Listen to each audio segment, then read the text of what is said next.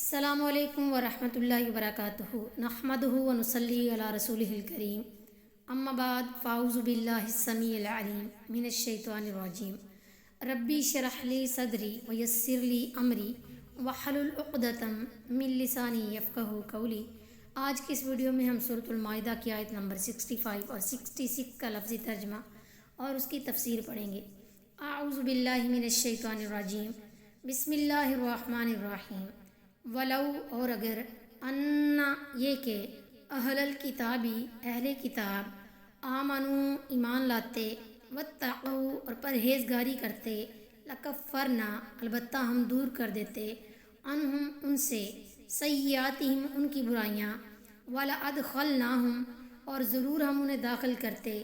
جنات النعیم نعمت کے باغات میں۔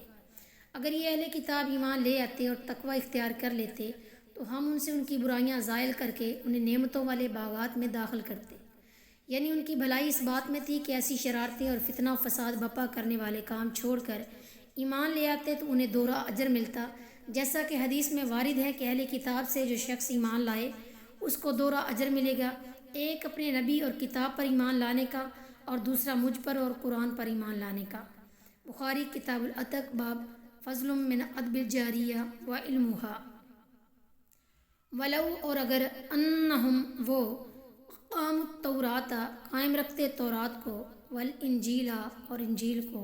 وما اور جو انزل نازل کیا گیا الیہم ان کی طرف من ربہم ان کے رب کی طرف سے لأکلوا تو وہ کھاتے من فوقہم اپنے اوپر سے ومن تحت اور اپنے نیچے سے ارجلہم اپنے پاؤں کے منہم ان میں سے امۃ ایک جماعت مقتصد سیدھی راہ پر ہے وکثیر اور اکثر منہم ان میں سے ساء برا ہے ما یعملون جو وہ کرتے ہیں۔ اگر یہ لوگ تورات اور انجیل پر اور جو دوسری کتابیں ان پر ان کے پروردگار کی طرف سے نازل ہوئی تھیں ان پر عمل پیرا رہتے تو ان کے اوپر سے بھی کھانے کو رزق برستا اور پاؤں کے نیچے سے بھی ابلتا۔ ان میں سے کچھ لوگ تو راہ راست پہ ہیں لیکن ان میں سے اکثر بد عمل ہے۔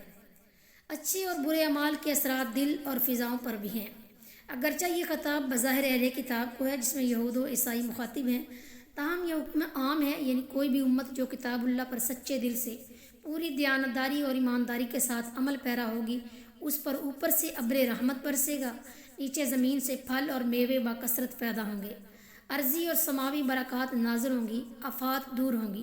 سب کو فراخی سے رزق ملے گا، جیسا کہ حدیث میں ہے کہ حدود اللہ میں سے ایک حد قائم کرنے سے اتنی رحمت اور برکتیں نازل ہوتی ہیں جیسے 40 دن بارش سے نازل ہوتی ہیں۔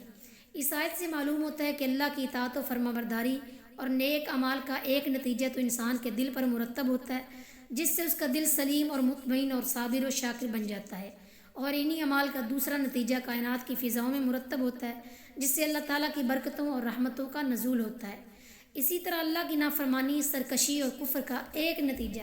انسان کے دل پر مرتب ہوتا ہے جس سے ایسے انسان کا دل شکی، سیاہ اور پریشان حال بن جاتا ہے، اور دوسرا نتیجہ فضاؤں میں مرتب ہوتا ہے جس سے ایسے لوگوں پر لعنت برستی ہے جو مصائب نازل ہونا شروع ہو جاتے ہیں، اور یہ فضائی اثرات انفرادی طور پر بھی مرتب ہوتے ہیں اور اجتماعی طور پر بھی۔ پھر جب کسی قوم کا ڈول گناہوں سے بھر جاتا ہے